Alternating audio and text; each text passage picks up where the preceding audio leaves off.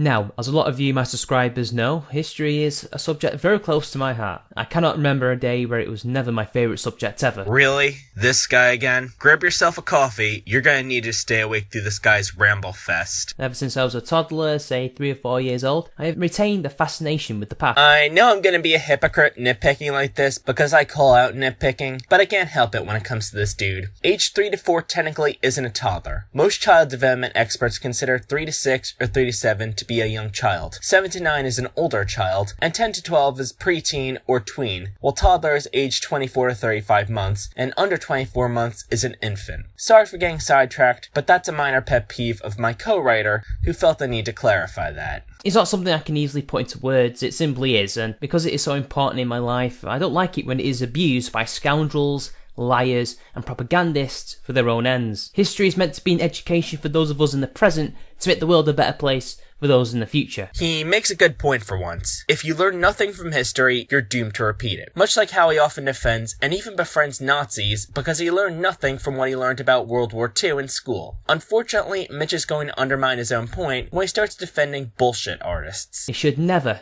ever be used as a tool to brainwash people into believing in whatever ideology or agenda the historian wants to impart on the audience. Why do you think authoritarian governments like the communists and Nazis use history to further their own power? And there's the communist and Nazi equivocation. Because wanting workers' rights is the same thing as the genocidal master race bullshit, right? Why do you think that they use parts of it to further their own goals and try to destroy the history that was inconvenient to their goals? Because history is a powerful tool that can be used to not only shape a version of the truth you want to impart on one group, but to actually uncover the real, raw truth. Uncovering the real truth, eh? Riddle me this, Mitch. What are your thoughts on the fascist regimes the United States has supported, such as Augusto Pinochet in Chile and the revolutionary government junta of El Salvador because of anti-communist propaganda? Or how about both the United States and the UK supporting the atrocities of apartheid South Africa? So when I log on to Twitter during my work break and discover this video that has gone viral, my blood naturally begins to boil. Whatever happened to always be cool as a cucumber, stoic and unemotional, like a strawman version of a Star Trek Vulcan, or else you're wrong? I'll tell you what happened. It's okay to get angry according to them if you're on their side. It's just being irrational and basing arguments on emotion when it's so-called SJWs who get angry, right?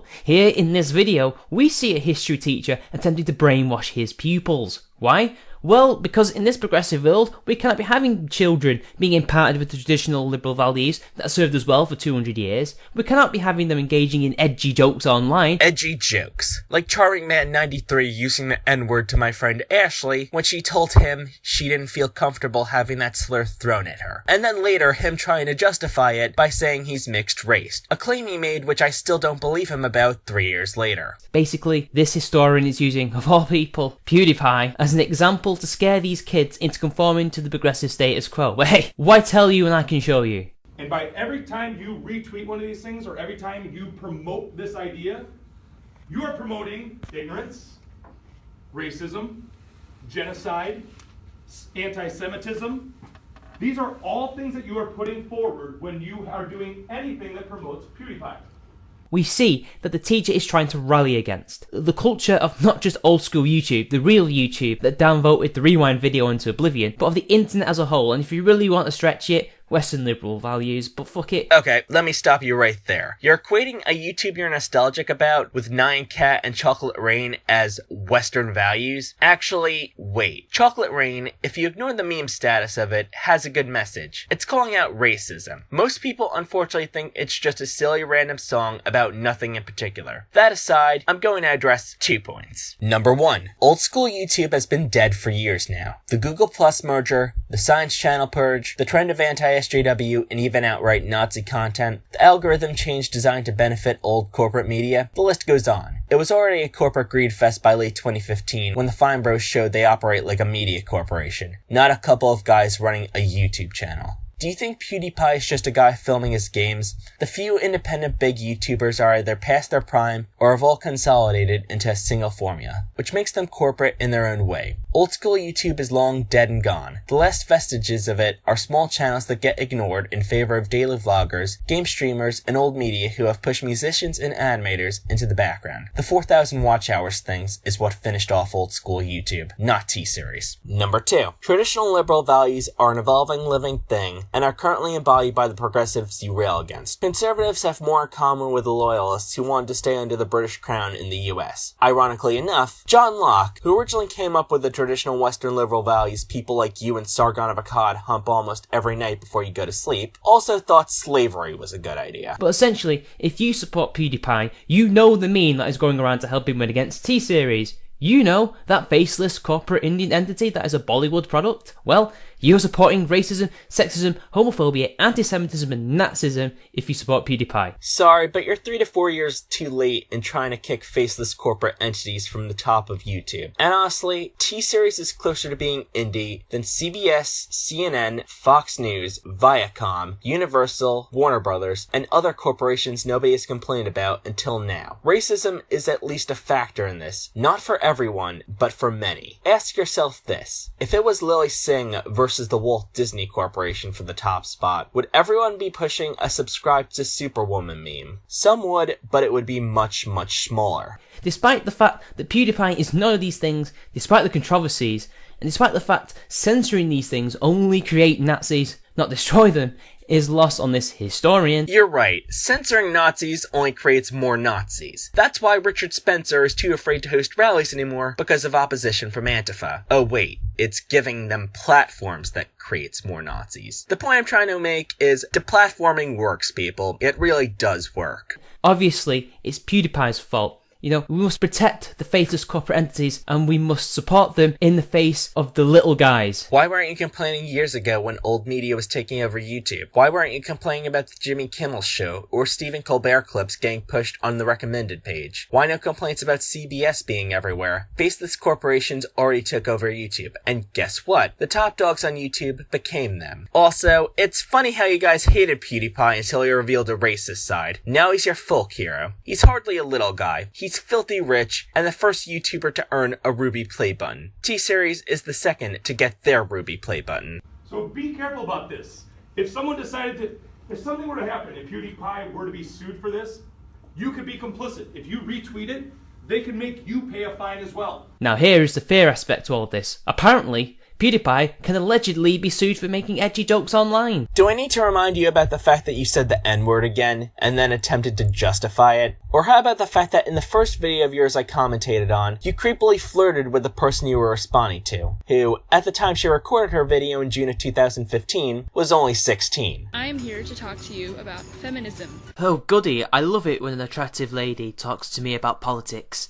I find it very stimulating. I am not sure when my next video will be or what it will be, but it will hopefully be soon. So, bye, see you later. Goodbye, my sweet little princess. Have fun. I know in the UK the age of consent is 16, but that's still more than a bit creepy. Especially when you consider that Mitch was born in 1993, and the girl that he was commentating on was born in July of 1998. By the way, that's a very bold statement to make, as he hasn't attacked any known individuals, save for one anonymous person on the video game, which he didn't even really mean in a racial way anyway. But fuck context, guys. Here's a fun fact. Even some of Felix's old school fans were disappointed in him for using that kind of language. One of my friends is a fan of PewDiePie, but not a fan of the stuff that makes you guys like him. You can be sued because you dare back the little guy. Yes, I know Pewd is a rich man, but compared to T-Series, he's the little guy and is a true representative of the actual YouTubers and fans of YouTube. And compared to PewDiePie, true old school YouTubers who are really more the face of YouTube are small. I have my criticisms of some of the clickbaity stuff I-Justine did in the past, but at least she seems to be a decent person despite her checkered YouTube past, and never did anything remotely bad as some of today's YouTubers are doing. I'd rather put I-Justine or the angry video game nerd as the face of YouTube than a gaming channel who started the trend of every other small YouTuber doing gaming videos. This is the type of behaviour that I and many others have been trying to highlight for the past 4 years on YouTube. Hell,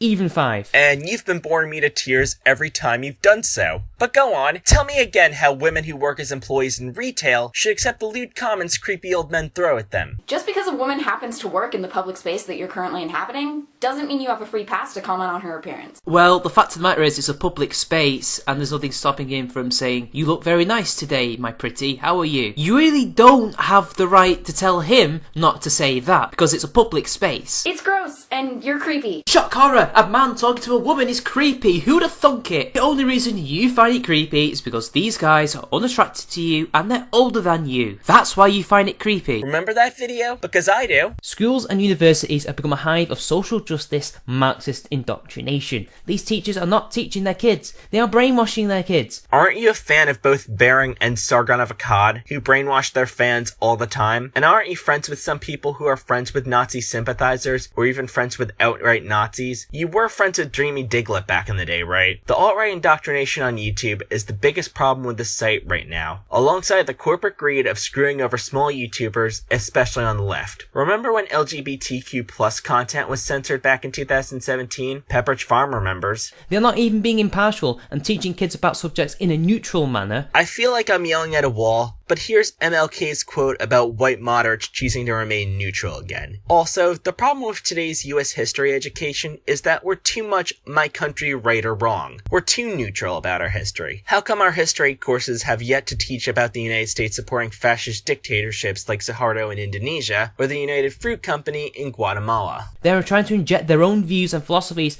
onto these kids to mold them, to groom them into being activists, as opposed to nurturing their minds so they can think critically and come to their own conclusions. So, no comments on the US support of dictatorships such as Suharto in Indonesia, or the US and the UK support of the National Party of South Africa, or how about the fact that the United States still supports the atrocities of Saudi Arabia? I just figured, as someone who wants teachers to nurture the minds of students so they can think critically, and so they can come to their own conclusions, that Mitch would be in support of students being opposed to their governments committing atrocities, or at the very least, learn about these atrocities so they can come to their own conclusions about them. But I guess not. He's just fear-mongering and intimidating his students to fall back in line. Isn't using fear-mongering and intimidating people the exact same thing you did to some dumbass American when she bucked the conservative status quo by calling Sargon out on his bullshit? Because you have no right to accuse other people of using fear-mongering. If you are republishing this stuff, you could get in trouble for it.